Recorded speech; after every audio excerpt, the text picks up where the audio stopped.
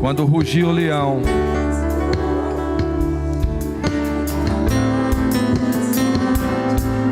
todo mal será destruído. Todo mal será destruído. Ao rugir do leão, a terra vai estremecer. E nós vamos estar com ele, amém? Talvez você não tenha entendimento disso hoje, mas o tempo vai passar e você vai ter esse entendimento. Nós vamos ser arrebatados e voltaremos com o Senhor para esse momento em que o leão vai rugir. Governaremos com Ele, e voltando para Ele, estaremos com Ele por toda a eternidade.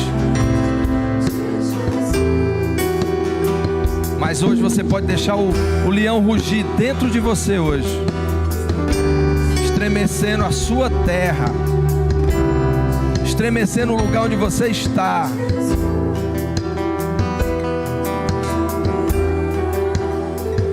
Sinta o rugir do leão dentro de você. Deixa estremecer.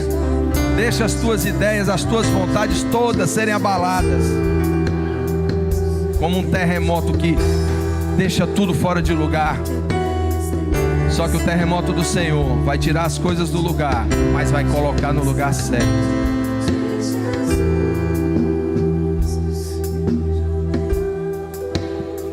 Aleluia.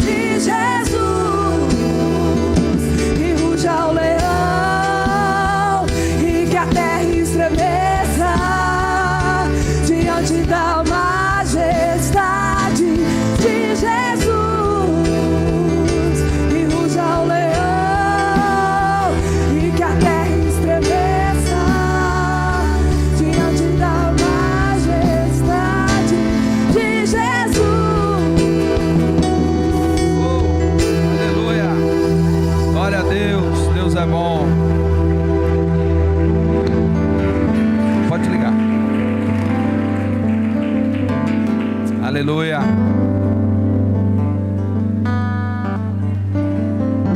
Amém. Departamento infantil pediu para avisar que já pode subir as crianças. Amém. Não fiquem preocupados não, que lá elas vão ter também a palavra da fé, ensinamentos da palavra da fé.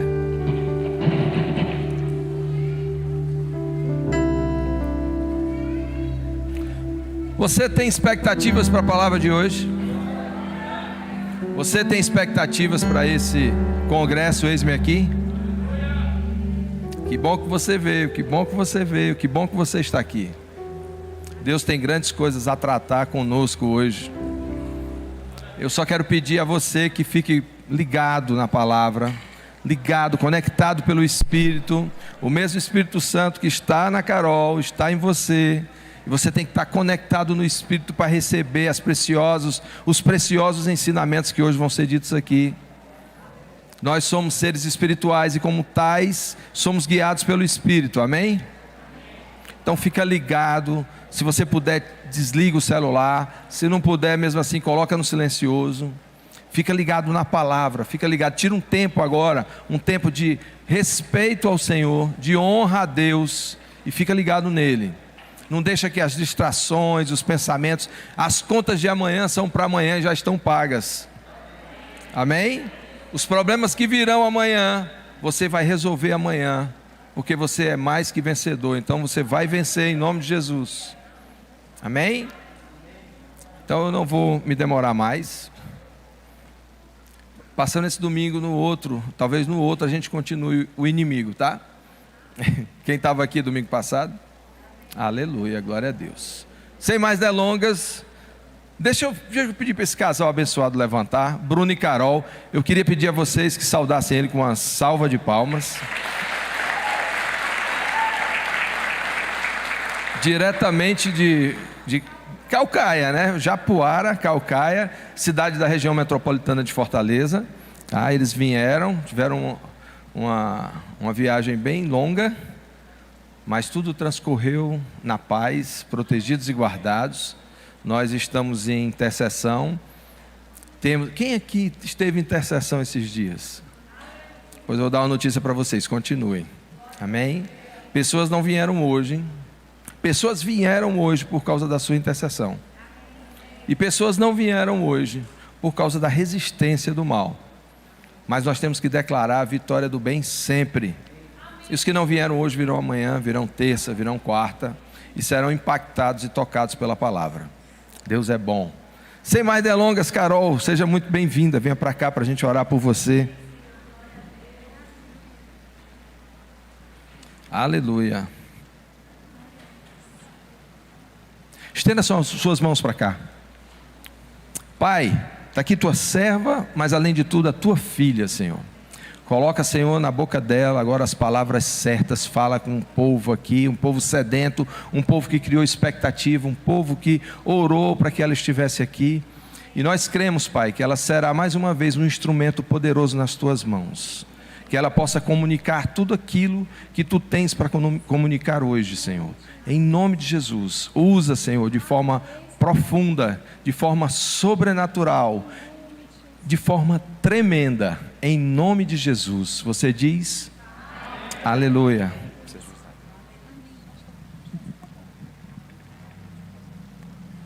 Aleluia. Boa noite, irmãos. Não, valeu não, gente. Foi muito desanimado esse negócio. A gente está começando a conferência. Eu tenho certeza que você veio aqui animado, com expectativa em Deus. Você veio com expectativa em Deus. Boa noite, irmãos. Aleluia. Quem aqui veio faminto para receber do Senhor? Nós temos um Pai poderoso, um Pai bom, um Pai que tem compromisso com a nossa vida, e por causa disso Ele fez um banquete, especialmente para você. Amém? Eu sei que às vezes a gente não se sente tão amado assim. Às vezes pode ter dia na nossa vida que a gente não se sente tão importante assim, porque ninguém falou que nos ama, porque ninguém disse que a gente é importante. Mas eu quero te dizer, a palavra de Deus diz lá no Salmo 23 que todos os dias Deus prepara um banquete para você, que tem um lugar na mesa de Deus reservado para você. Aleluia. E nessa mesa é um lugar de honra. Amém. Que tem tudo o que você precisa.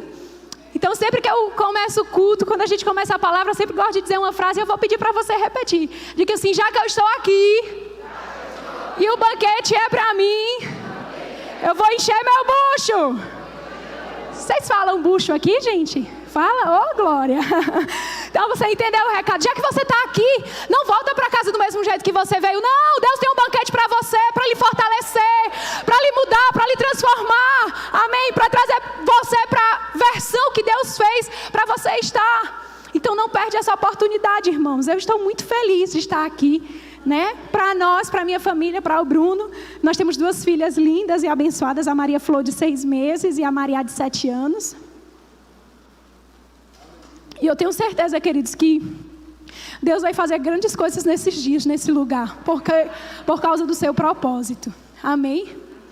Aleluia. Eu disse para o pastor Sidney, todas as vezes que a gente estava orando, intercedendo por essa conferência, o Senhor todas as vezes me dava uma visão de um campo, né, de uma terra. E aqui eu sei que vocês entendem bem de terra, porque de Goiânia para cá a gente veio babando, porque vocês moram em um paraíso. Amém? É linda a terra de vocês. Então vocês entendem muito de plantação, porque se você não é agricultor, mas você com certeza conhece algum, né? Já esteve num campo lá cheio de soja. Eu nunca tinha visto, gente, um pé de soja, olha só. E fiquei tão feliz em conhecer muitos, milhares. E aí todas as vezes que a gente estava orando por essa conferência, o Senhor nos mostrava um terreno onde estava sendo limpo, e ali era a própria mão do Senhor limpando, tirando os tocos, ciscando, preparando a terra. E logo depois do Senhor preparar a terra, Deus já lançava sementes, lançava a chuva e fazia aquelas sementes florescer. Ei, queridos, Deus te chama para um tempo de aceleração e de maturidade nele. Amém, aleluia. Deus conta com você para que essa cidade seja transformada, seja alcançada. Por isso que Deus faz ajuntamentos como esse, para que a maturidade dele e a vontade dele seja revelada no nosso coração. Amém? E para nós começarmos, aleluia, eu creio que essa vai ser a noite da gente estar arrancando os tocos. Você está pronto? A palavra de Deus vai dizer no livro de João que aquele que está dando fruto é necessário que ele seja podado. Amém? Para que ele venha dar mais frutos ainda. E muitas vezes a palavra vem para confrontar algumas áreas da nossa vida. E se nós estivermos prontos, irmãos, para sermos confrontados pela palavra de Deus, para sermos podados pela palavra de Deus, vai ser impossível a nossa vida não frutificar. Amém? E aqui no livro de Efésios,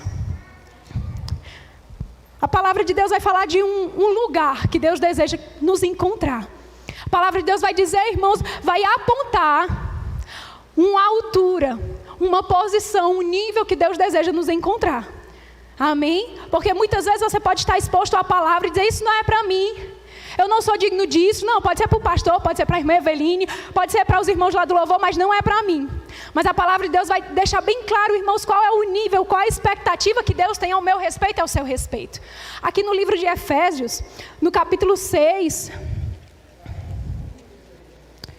no capítulo 4, a partir do versículo 11, olha só o que a palavra de Deus vai dizer. E Ele mesmo que em Deus, Jesus, Ele mesmo concedeu uns para apóstolos, outros para profetas, outros para evangelistas, outros para pastores e mestres. Com qual propósito, irmãos? Qual o propósito dos dons ministeriais na igreja?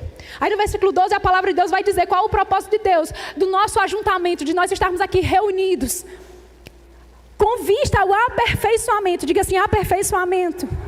Com vista ao aperfeiçoamento dos santos, para o desempenho do seu serviço, para a edificação do corpo de Cristo. Versículo 13, até que todos, diga assim, todos. Até que todos cheguemos aonde? A unidade da fé, do pleno conhecimento do Filho de Deus, a perfeita varonilidade, a medida da estatura, da plenitude de Cristo. Diga assim, aleluia! O que a palavra de Deus está dizendo aqui, irmãos? A palavra está dizendo que existe um nível que não é só para pastor, para profeta, para mestre. A palavra está dizendo que existe um nível para todo filho de Deus. E que nível é esse? Existe um aperfeiçoamento para acompanhar a nossa vida. E no versículo 13, como nós lemos, a Bíblia vai dizer que Deus tem um nível para todo o filho dele. E que nível é? Até que todos nós cheguemos à varonilidade de Cristo. Ou seja, irmãos, a vontade de Deus é que eu e você venhamos ficar aqui na terra com o mesmo nível que Jesus atingiu. Diga amém.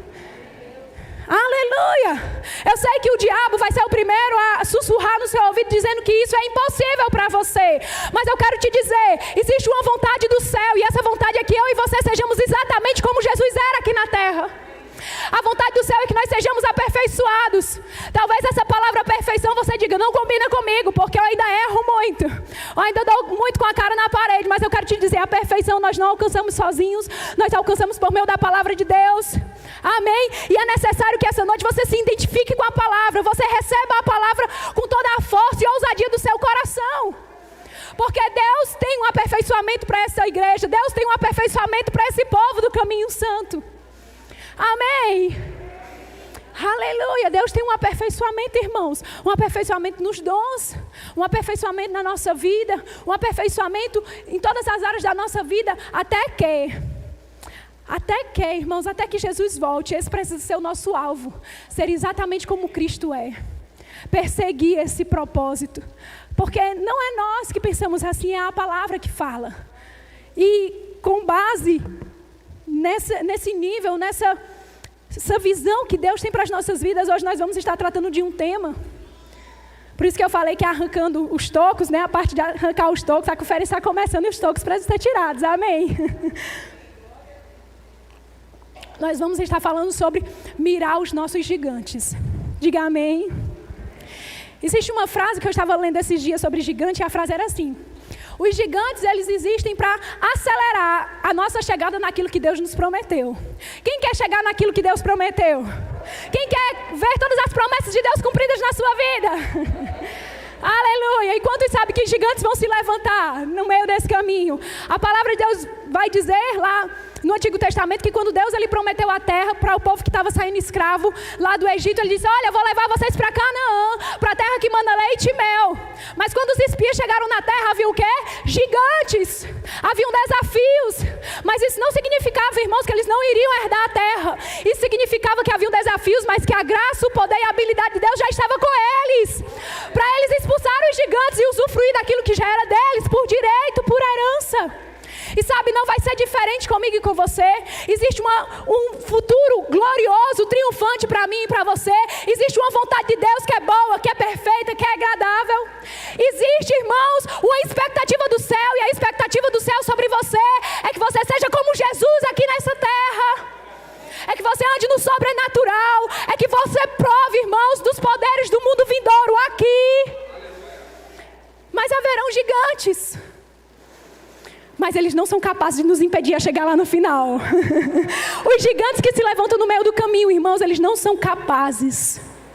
Eles não são tão grandes e tão fortes que irão nos impedir de chegar até o final, de usufruir de tudo aquilo que Deus falou que era nosso. Porque toda a capacidade, toda a habilidade, toda a graça, toda a força que nós precisamos para derrotar todos eles, Deus já nos deu. Diga assim, toda força, toda capacidade, toda a habilidade já está em mim. Amém? E uma das histórias que nós mais conhecemos na Bíblia sobre gigante é Davi e Golias, não é assim? Amém? Nós vamos ver na Bíblia a história de Davi derrotando o gigante Golias. E aí nós vamos ter como base justamente esse exemplo de Davi. Mas não o exemplo exatamente quando Davi derruba Golias. Porque se você for ler lá, depois você pode ir lá e eu aconselho você, se você nunca estudou o livro de 1 e 2 Samuel, você pode estudar e você vai ser tremendamente abençoado. E aí nós vamos ter por base, eu sei que você já conhece a história de Davi. Davi era um rapaz jovem, o mais novo da sua casa, pastor de ovelhas. E certa vez ele se encontra diante de um grande desafio, de um grande gigante. Mas quando a gente lê, né, a história de Davi e Golias, é interessante que a gente não vê Davi tendo nenhuma dificuldade contra o Golias. Porque a Bíblia diz que aquele gigante já estava aproximadamente 40 dias, subindo todos os dias e desafiando o exército de Deus. Aqueles homens que tinham uma aparência de força. Aqueles homens que talvez fossem os mais capacitados e habilitados para derrotar Golias.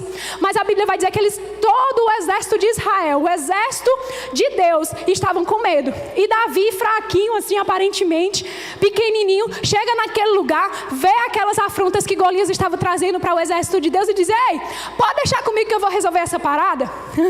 A Bíblia diz que Golias era tão grande e tudo aquilo que ele, né, toda a sua armadura e todas as suas armas que ele tinha, era necessário uma outra pessoa para estar carregando a sua lança, de tão grande que era. Mas a Bíblia diz que Davi, irmãos, em ousadia e intrepidez, ele pega 5 pedrinhas lá no rio, pega uma baladeira, dá uma pedrada na cabeça do gigante e o gigante cai. E resolvida a parada. E parece que foi muito fácil a gente lendo a história.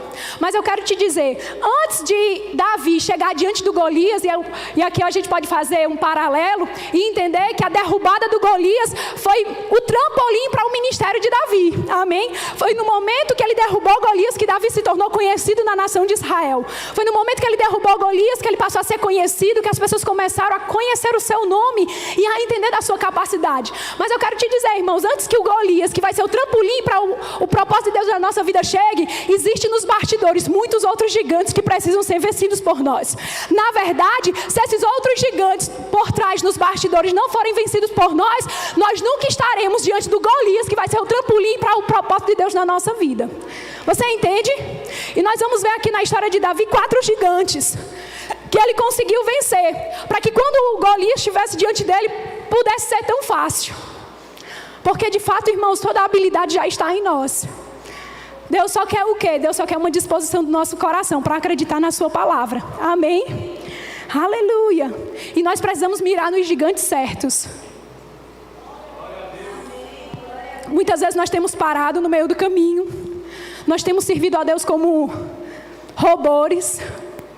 Servido a Deus de forma automática. Porque nós não temos tido coragem de mirar nos nossos verdadeiros gigantes. Mas eu creio que Deus separou esse tempo, irmãos, para nos dar uma graça fresca. Para que a gente possa ter ousadia o suficiente para mirar nos verdadeiros gigantes que têm nos impedido de alcançar aquilo que Deus já te deu por herança. Amém? E o primeiro gigante, irmãos, que nós vamos ver aqui que Davi venceu, e que é o desejo de Deus que eu e você também venhamos vencer, é o gigante da infidelidade. Diga assim, infidelidade. Sabe, irmãos, Davi, aqui em 1 Samuel, eu quero que você abra lá, Davi no capítulo 17, aleluia. no versículo 34 e 35, quando Davi ele chega ali diante do Golias, né, ali no arraial, e ele vê toda aquela cena, e aí ele começa a dizer, não, pode deixar, diga para o rei que eu vou resolver essa parada. E aí ninguém tinha coragem, nem mesmo o próprio rei Saul tinha coragem de enfrentar Golias. E quando Saul sabe, Saul manda chamar Davi. E quando Davi chega diante de Saul, Davi fala do posicionamento que ele tinha diante, né, das afrontas, dos desafios que vinham quando ele estava cuidando das ovelhas do seu pai. E nós entendemos, irmãos, que um dos primeiros gigantes que Davi venceu foi o gigante da infidelidade. Aqui em 1 Samuel 17, no versículo 34, Davi falando de Saul, né, do seu posicionamento sendo pastor, ele diz assim: respondeu Davi a Saul, teu servo apacentava as ovelhas de seu pai, quando veio um leão e um urso, e tomou um cordeiro do rebanho. 35, e saí após ele e o feri, o livrei o cordeiro da sua boca, levantando-se com ele contra mim, e o agarrei pela barba, e o feri e o matei. Irmãos, quando Davi estava ali diante do rei Saul, e ele começou a falar do seu posicionamento como pastor, nós vamos ver aqui da forma que Davi tratava as ovelhas do seu pai, nós vamos ver que esse gigante da infidelidade não fazia mais parte de Davi, do seu coração, das intenções do seu coração. E que gigante é esse, irmãos, da infidelidade? É o gigante que nós precisamos derrubar e escolher dar sempre o melhor diante daquilo que chega às nossas mãos. Sabe que alguém que não decide dar o melhor diante daquilo que chega nas suas mãos, ele não está pronto para o propósito de Deus. Alguém que não decide, tudo vai ser por causa da intenção do nosso coração de querer se ajustar e mudar. Amém? Servir o Senhor com fidelidade, está qualificado para dar sempre o melhor ao Senhor. Amém? Aleluia. Um outro gigante, queridos, que nós precisamos derrubar para nos tornarmos aptos para o propósito de Deus na nossa vida, se chama gigante do vitimismo. Diga assim, vitimismo. E o que é esse gigante, hein, irmã, desse vitimismo? É aquela sensação de ninguém me ama, ninguém me quer, eu sou desacreditado por todo mundo, eu sou excluído por todo mundo. Sabe, alguém que acolhe esse pensamento no seu coração e não ousa o suficiente a derrubar esse gigante, ele nunca vai estar pronto para entrar no novo nível do propósito de Deus para a sua vida. Mas Deus deseja, irmãos, que nós venhamos derrubar, amém, esse gigante que se chama vitimismo. Aqui em 1 Samuel, tendo ainda Davi como nosso exemplo, aleluia,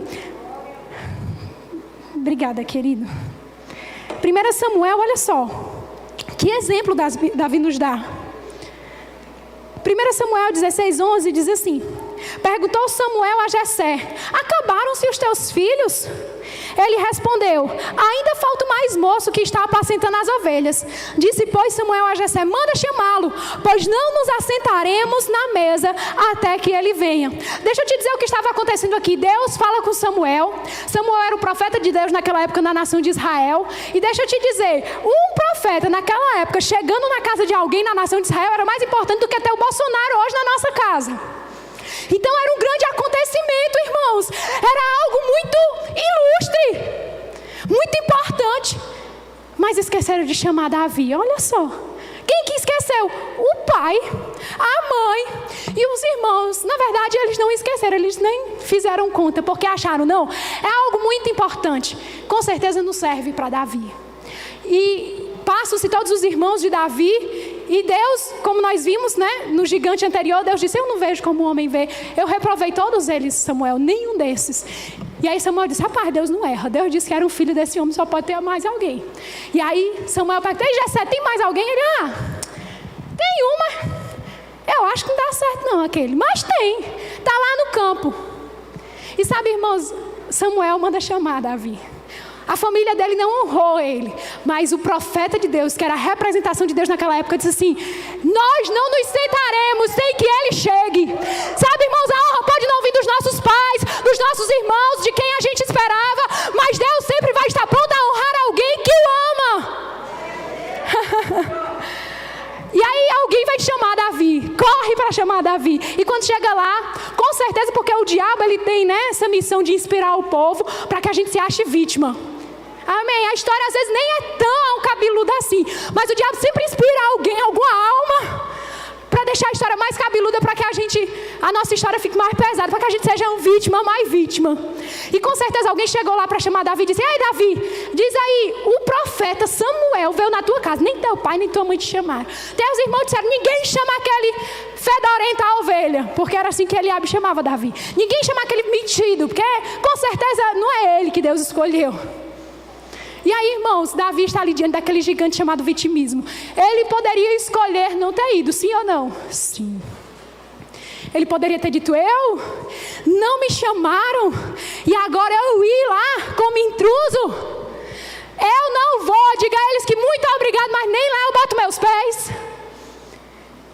Ele teria perdido a unção que Deus tinha separado para ele naquele dia. Porque aqueles que acolhem o sentimento de vítima não estão aptos para o propósito. Não estão aptos para uma unção maior. Sabe, irmãos, o propósito do diabo é te prender nessa condição. Ah, ninguém me ama, ninguém me quer, ninguém diz que eu sou ungido, ninguém diz que eu sou pronto. Ei, queridos, isso não é uma informação do céu, isso é uma informação do inferno. Não fica com ela. Amém. Davi não atenta, irmãos, para a posição da sua família, que o excluiu, que o não considerou. Não, ele sabe quem ele é em Deus. Ele sabe quem ele é em Deus, e ele vai, e ele recebe a unção, e Deus honra Davi diante dos seus pais, diante dos seus irmãos, diante de todas aquelas pessoas que não acreditavam que ele poderia. Amém? Por causa de um posicionamento. E como a gente vence, Carol, esse gigante? Eu me escondo há anos, porque a minha família, ninguém me ama, ninguém me liga, ninguém manda um WhatsApp. Oh, meu Deus. Mas existe uma forma de vencer pela palavra, irmãos. E ela está aqui em 1 Pedro. Eu quero que você abra comigo lá. Tem toque sendo tirado nesse lugar. Aleluia. Deus deseja que a gente cresça. E Deus não é menino, irmãos. Deus não vai maquiar as coisas. Porque Deus não quer que a sua vida esteja fundamentada na areia. Não, Deus quer que a sua vida esteja fundamentada na rocha. Porque é fundamentada na rocha que os ventos vão soprar e a sua casa vai permanecer de pé. Se eu viesse para cá só massagear o teu ego, falar aquilo que é agradável para você ouvir, no dia mau, você não ia estar pronto para enfrentar os teus gigantes. Amém. Aleluia. O banquete de Deus para nós, queridos, é aquilo que a gente precisa.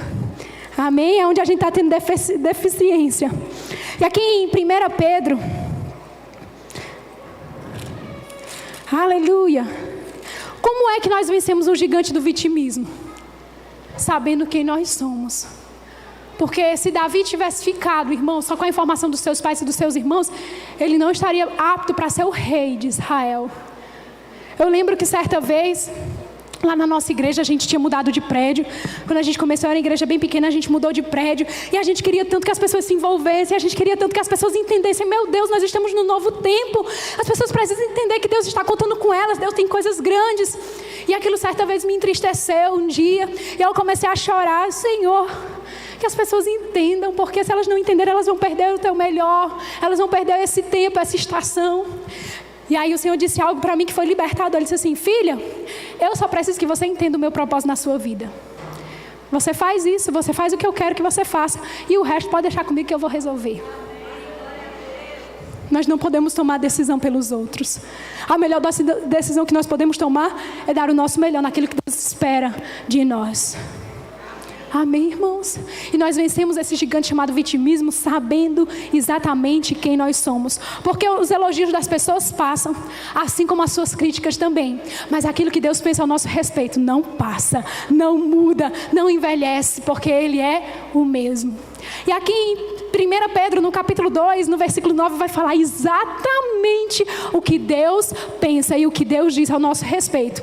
E o que é que a Bíblia diz? A Bíblia diz assim: olha, vós porém sois raça eleita, aleluia, sacerdócio real e nação santa, um povo de propriedade exclusiva de Deus, a fim de proclamardes as virtudes daquele que vos chamou das trevas para a sua maravilhosa luz. O que nós somos? O que nós somos? O que Deus diz que nós somos? Diga assim: raça eleita. Ninguém acredita em mim. Ninguém diz que eu posso. Olha, Carol, tu não sabe o bairro que eu moro. Tu não sabe a família que eu vim. Ei, queridos, Deus não está limitado às nossas experiências, ou o ambiente onde nós crescemos, ou a família que nós nascemos. Deus já nos elegeu. Por mais que ninguém acredite em nós, nós somos raça eleita. Ninguém vota em mim, Deus já nos elegeu. Deus já tinha elegido Davi. Ninguém acreditava nele, mas ele sabia quem ele era em Deus. Nós somos raça eleita, sacerdócio real. Nós somos nação santa. Eu amo, irmãos, esse adjetivo. O que você é? Eu sou o povo de propriedade exclusiva de Deus. Sabe quando o diabo olhar para você e dizer assim: ei, te olha no espelho, te enxerga, quem você pensa que é? Tumorim já está aí, rapaz. Te enxerga, desiste. Esse negócio de se achar o crentão. Não, irmãos. Aí você diz para o diabo: ei, diabo, eu já entendi quem eu sou. Eu sou propriedade exclusiva de Deus. Ele não pode te tocar, porque em nós existe um carimbo. E que carimbo é? Eu sou de Deus e o maligno não me toca. O diabo não pode tocar você. O diabo não pode tocar no teu futuro. Ele não pode anular o propósito de Deus, porque você já é dele. Diga: eu sou dele, eu sou dele, eu sou dele, e o diabo não me toca. E quando o vitimismo, irmãos, vier para querer te prender, não pensa isso para tua família, não. Tua família crescer, tua família ser transformada. Eu sou do Senhor, eu sou raça eleita. Irmãos, nós temos o DNA de Deus correndo na nossa vida. Eu não tenho mais o DNA da minha mãe, que fracassou nos seus 3 casamentos. Eu não tenho o DNA do meu pai, que me abandonou e nunca cumpriu a sua responsabilidade de pai. Eu tenho o DNA do próprio Deus correndo na minha vida. E isso é a garantia do meu sucesso. Isso é a garantia de uma vida de vitória, de alegria e de paz. Por isso, irmãos, eu posso me livrar de todo sentimento de vítima, porque Deus já me escolheu. Amém. Deus já nos escolheu. Aleluia. Um outro sentimento, um outro gigante que nós precisamos escolher vencer se chama frustração. Diga assim: frustração. Nós precisamos decidir nos livrar desse gigante, porque se nós não aprendermos, irmãos, a lidar, a acabar com a frustração da nossa vida, nós nunca estaremos prontos para avançar. Amém? Porque as coisas nem sempre vão acontecer segundo o nosso cálculo. E Davi nos ensina muito sobre isso. Sabe por quê? Porque quando Samuel unge naquela ocasião Davi, e Samuel deixou bem claro: olha, eu vim ungir o novo rei de Israel, aquele que Deus escolheu para ser o novo rei. Mas deixa eu te dizer que Davi no outro dia não se tornou rei. Ele tinha a unção e ele tinha entendido que Deus o tinha escolhido para ser rei, mas não foi no outro dia. Você sabia disso? Pelo contrário, sabe quantos anos se passaram, irmãos, até que Davi assumisse de fato a posição de rei? 18 anos. E muitas vezes a gente quer as coisas para ontem. E por causa disso, né?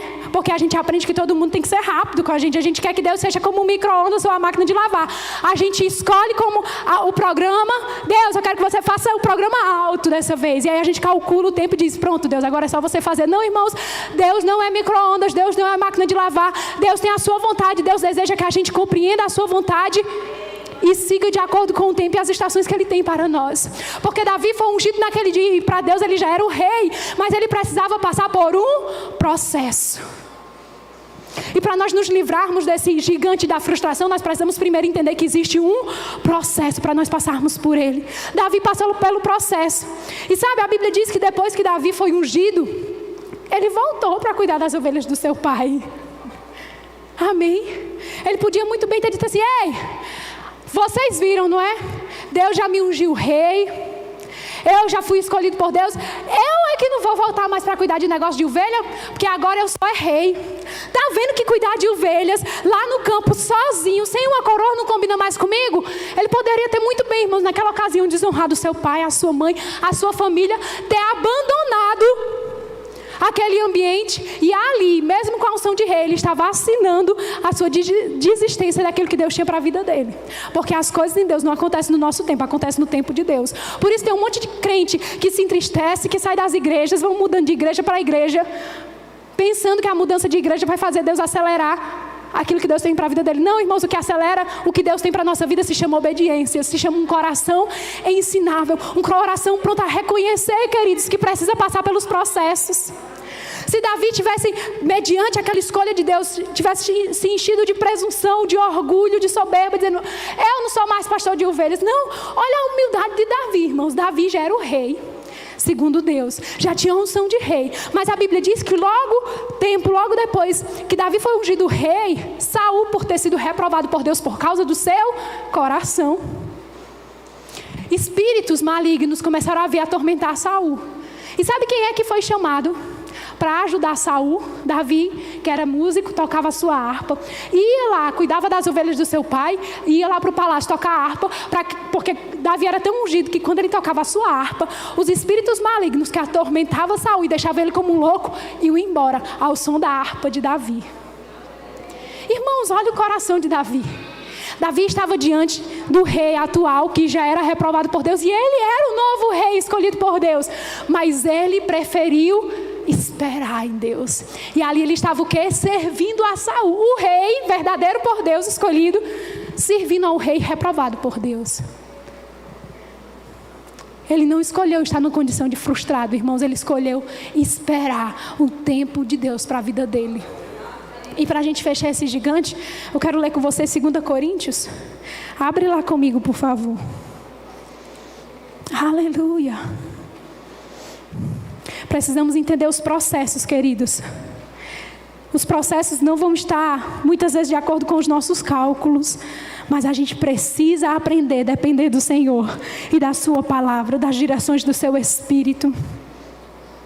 Deus não trabalha com a lógica, Deus trabalha com a fé. E na verdade eu gosto dessa característica em Deus. Na maioria das vezes, Deus sempre vem quebrando, os nossos cálculos, mostrando para a gente que não é do nosso jeito, é do jeito que Ele planejou para ser. E aqui em 2 Coríntios, no capítulo 3, no versículo 18, vai falar do nosso posicionamento, do posicionamento que a gente precisa ter diante do processo. E a Bíblia vai dizer assim, e todos nós, ou seja, é todo filho de Deus. Amém? Porque como nós vimos no início lá em Efésios, o desejo de Deus é que todos cheguem à plenitude da estatura da fé, a estatura de Cristo. Todos nós, irmãos. Deus tem essa expectativa sobre todos nós, mas existe um posicionamento para que de fato o processo de Deus possa acontecer na nossa vida e nós possamos estar prontos para assumir aquilo que Deus já preparou para nós. E como é esse posicionamento? A Bíblia vai dizer aqui, em 2 Coríntios 3:18 diz, e todos nós, com o rosto desvendado. Existem algumas versões que diz com cara descoberta. E todos nós com o rosto desvendado, contemplando como por espelho a glória do Senhor, somos transformados de glória em glória, na sua própria imagem como pelo Senhor. Olha o que esse versículo está dizendo. Existe um processo.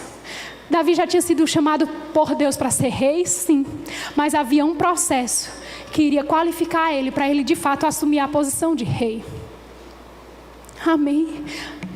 E Deus passou Davi por tantos processos. Mas Davi estava aqui, como nós lemos em 2 Coríntios 3:18. A Bíblia, irmãos, existe uma glória de Deus reservada para nós. Existe uma glória de Deus para nós nesses dias, eu não tenho dúvida. Mas a glória de Deus, como nós cantamos, não é? A glória. Existe um ambiente de glória e Deus deseja que nós estejamos nele. Mas para que a glória de fato, para que nós saímos dessa conferência, não mais como a gente entrou, a gente precisa estar exposto à glória da forma correta. E que forma correta é essa? Com cara descoberta. E o que é estar com cara descoberta, irmãos? É pegar todas as suas resistências e colocá-las para o lado. Enquanto a glória do Senhor estiver disponível para nós, mas ela encontrar em nós as nossas resistências, as nossas desculpas, as nossas frustrações, a glória não vai poder gerar em nós a transformação que ela de fato é poderosa para gerar. Por isso que a palavra de Deus vai dizer, olha, e todos nós com a face descoberta. contemplamos. Nós nunca contemplaremos, irmãos, de fato, verdadeiramente quem Deus é. Nós nunca teremos a plenitude da comunhão. Nós nunca de fato provaremos da poderosa transformação que a glória do Senhor pode fazer em nós, se nós não estivermos com cara descoberta. E o que é estar com cara descoberta? É estar sem as nossas máscaras. Porque Deus não precisa que eu finja para Ele ser quem de fato eu não sou. E isso não é maravilhoso? Porque a gente pode ser, irmãos, diante de Deus, quem de fato nós somos. Deus não vai cobrar que eu seja a Eveline diante dEle. Deus não vai cobrar que a Eveline seja a Carol. Deus quer que eu seja realmente quem eu sou, com cara descoberta, sem resistência. Pai, eu sou orgulhoso, mas me trata com a sua glória. Pai, eu sou adúltero, mas me trata com a sua glória. Pai, eu prefiro estar em qualquer outro ambiente, só não na tua igreja. Para mim, para o culto, é como um grande castigo. Mas Pai, eu estou aqui, eu quero que o Senhor trabalhe na minha vida. Eu quero que o Senhor trabalhe no meu coração. Eu quero ser transformado pela tua glória. Pai, eu ainda amo o pecado. Existem pecados que eu ainda não me libertei. Ei, irmãos, é com cara descoberta que a glória de Deus pode vir sobre nós e nos transformar. Amém. Para aprendermos a ter prazer na presença do Senhor, prazer na palavra do Senhor, prazer em cultuá-lo, em adorá-lo, em ser quem Deus nos chamou para ser. Mas Deus precisa nos encontrar assim, sem resistências. Porque a Bíblia diz que Deus está procurando corações sinceros. E essa palavra sincero vem da raiz do latim sincera, sem maquiagem, prontos para nos lançarmos na presença. Mulheres, às vezes a gente se maquia e fica, ai meu Deus, vou sair do culto toda borrada. Não importa, se lança.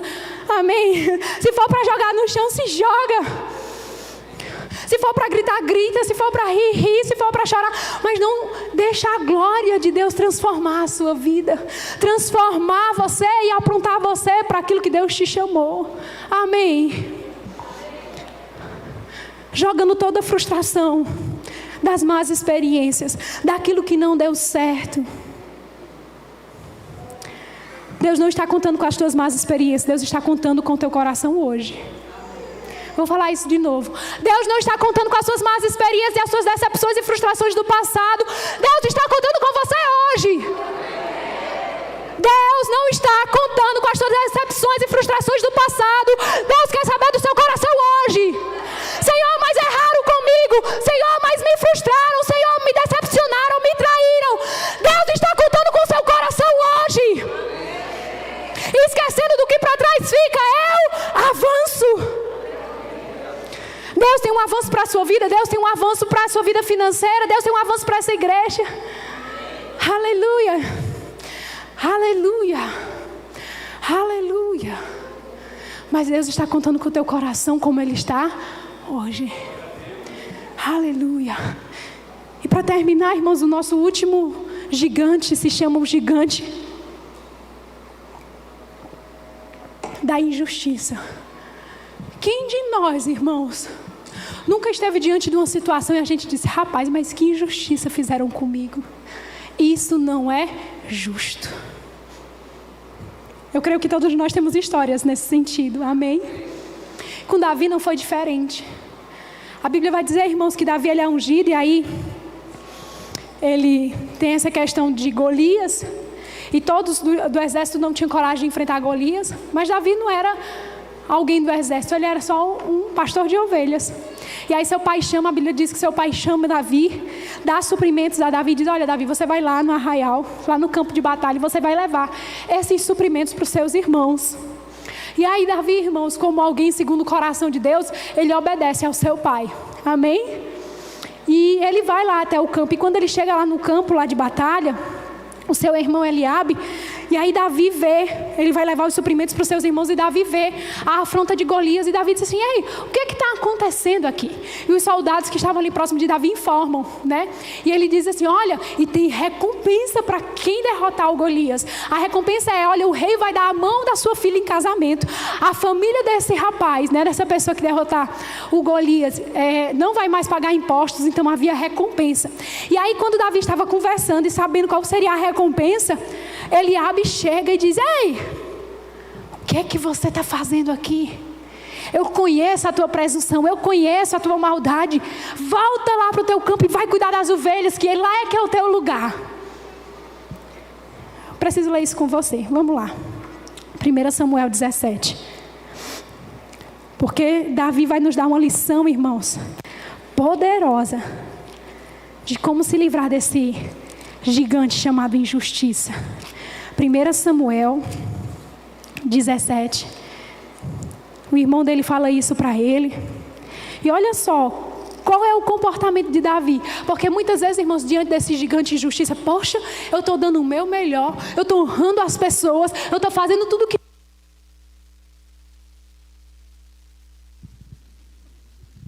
Aleluia, o negócio aqui é rápido, hein? Proatividade, aleluia. E aí, irmãos, muitas vezes quando a gente está diante desse gigante, o que a gente faz? A gente desanima e desiste. Rapaz, eu dei o meu melhor, eu estou dando tudo o que eu posso, eu estou honrando, eu estou fazendo o meu melhor, e ainda assim fui tratado com essa condição de injustiça, eu vou desistir.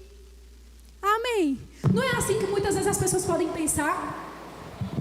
Porque esse gigante da injustiça, irmãos, ele é acompanhado também do desânimo e da vontade de desistir. Mas olha a lição que Davi nos dá.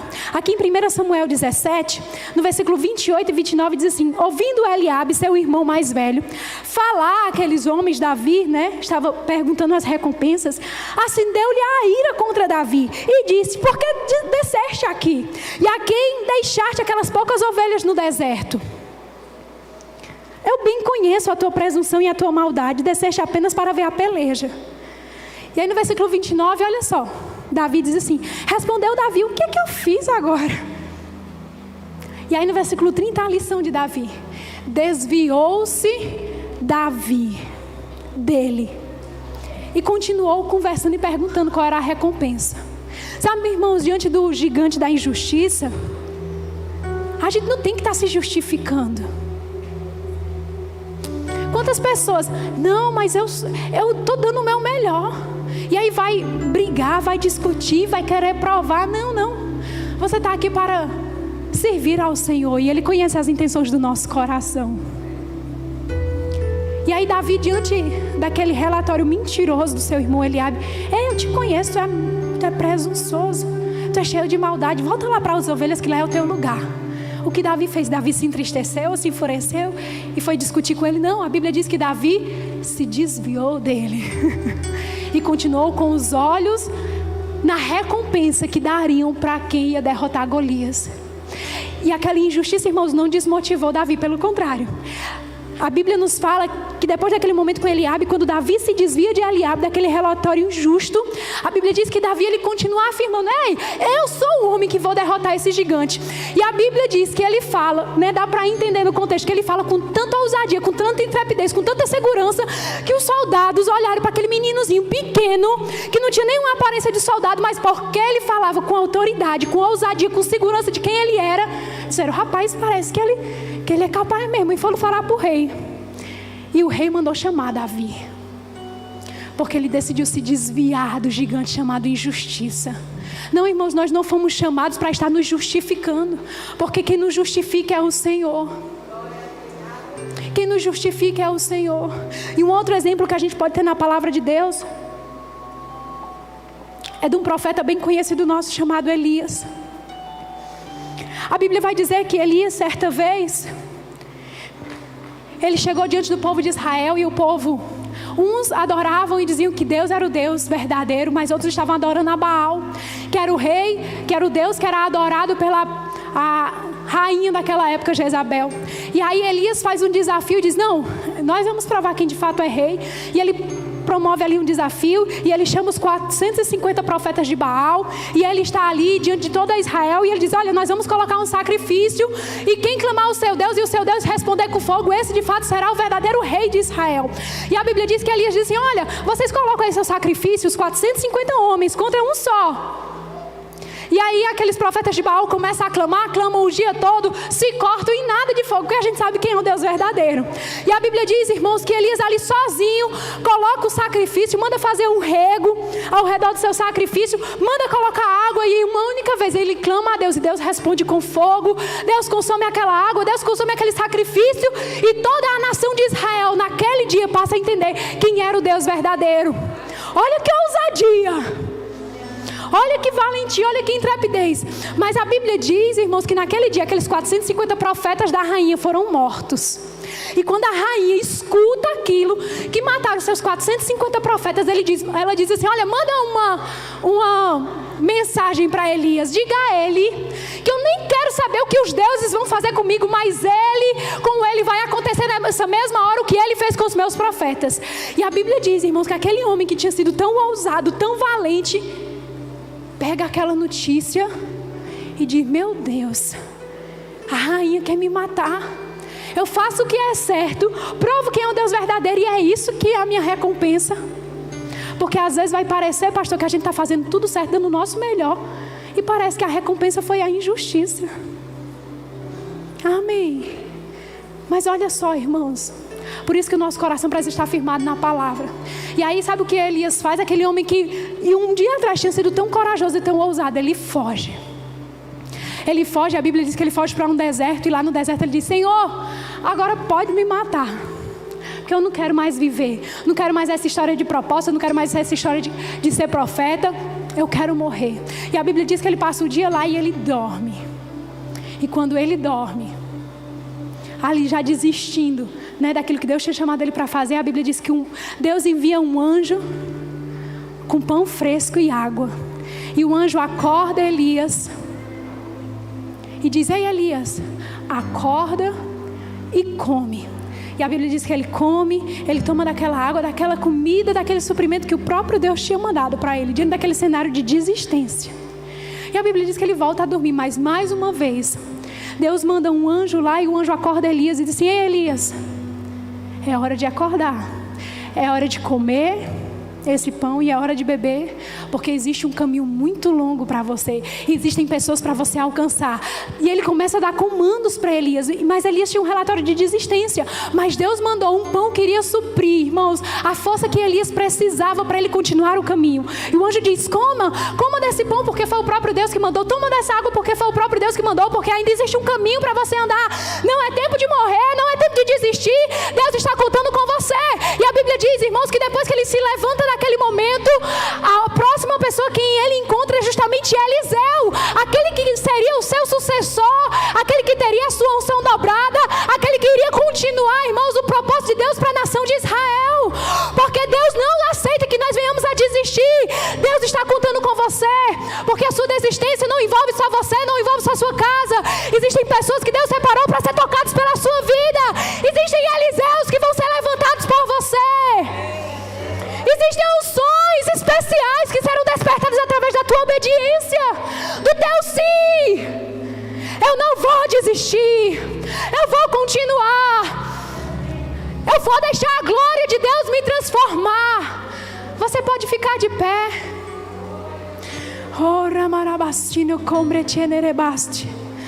Aleluia, irmãos. Deus está realizando grandes coisas nesses dias. Deus está ajustando ponteiros. Enquanto eu ministrava, eu tive uma visão como um relógio na parede, mas não dava para entender bem as horas nem o tempo, porque ele estava de cabeça para baixo. E eu vi uma mão pegando aquele relógio, colocando ele na posição que ele era para estar. Sabe, irmãos, Deus está ajustando os nossos corações nesses dias. Deus está ajustando a posição do nosso coração nesses dias, para que a gente entenda aquilo que Ele tem para nós, o tempo de fazer e de realizar. Você não está aqui por acaso, Deus está contando com você.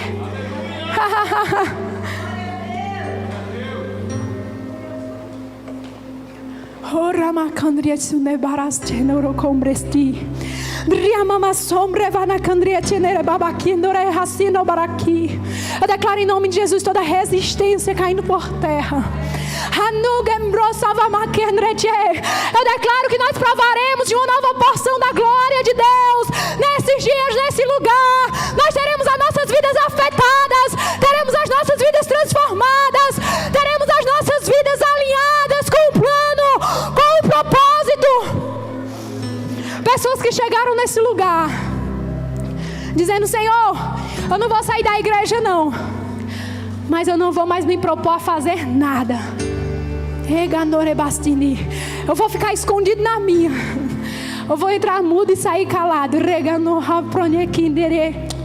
Deus está dizendo: você não pode esconder aquilo que eu te chamei.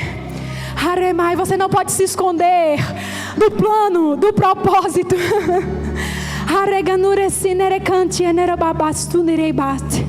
Esses são dias de oportunidades.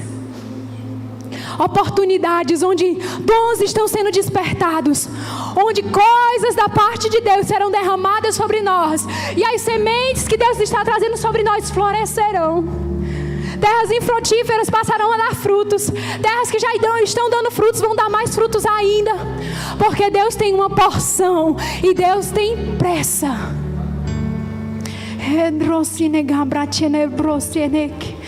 Oh, aleluia. Eu vou finalizar com isso, irmãos. Deus tem pressa na sua vida. Deus tem pressa na sua vida. Jovem, Deus tem pressa na sua decisão por santidade. Deus tem pressa na nossa disposição por diligência. Deus tem pressa na nossa disposição para perseverar. Mas eu não entendo, eu não sei, eu não entendo nada ainda. Não, Deus tem pressa, Deus tem expectativas elevadas ao seu respeito. E eu declaro que em nome de Jesus, a glória que Deus tem para derramar nesses dias será derramada. Ela vai nos alcançar. E nós seremos alcançados, transformados, alinhados e ajustados. E nada vai nos parar. Nada vai nos parar. Diga: nada vai me parar. Nada vai nos parar, irmãos. Nós vamos avançar. E nós vamos entrar no novo nível e na nova estação que Deus tem para esse lugar. Em nome de Jesus. Amém. Diga: Senhor, eis-me aqui. Aleluia. Eis-nos aqui, Senhor, em nome de Jesus. Aleluia. Aleluia.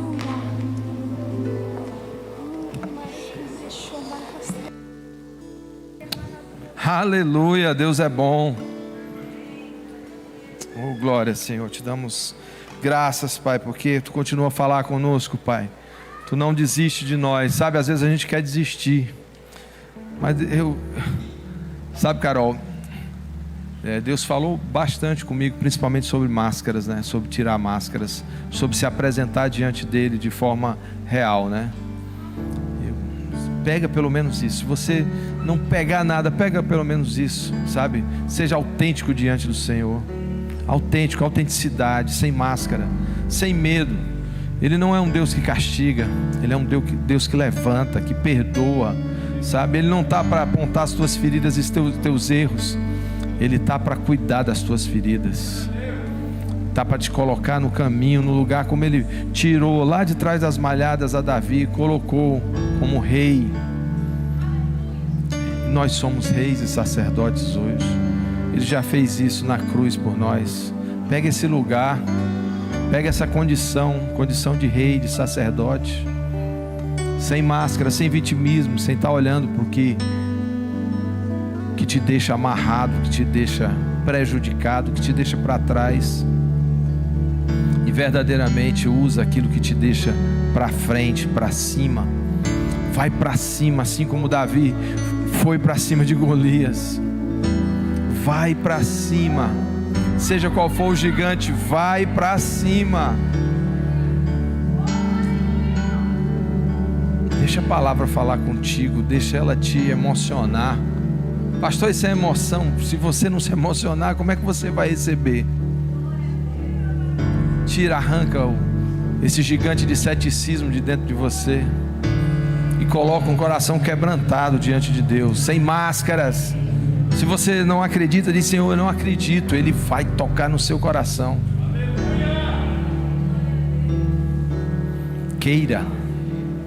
Queira. Você tem que querer. É a sua parte. Como a gente disse ontem, se creres, tudo é possível ao que crer. Amém? Aleluia. Obrigado, Carol.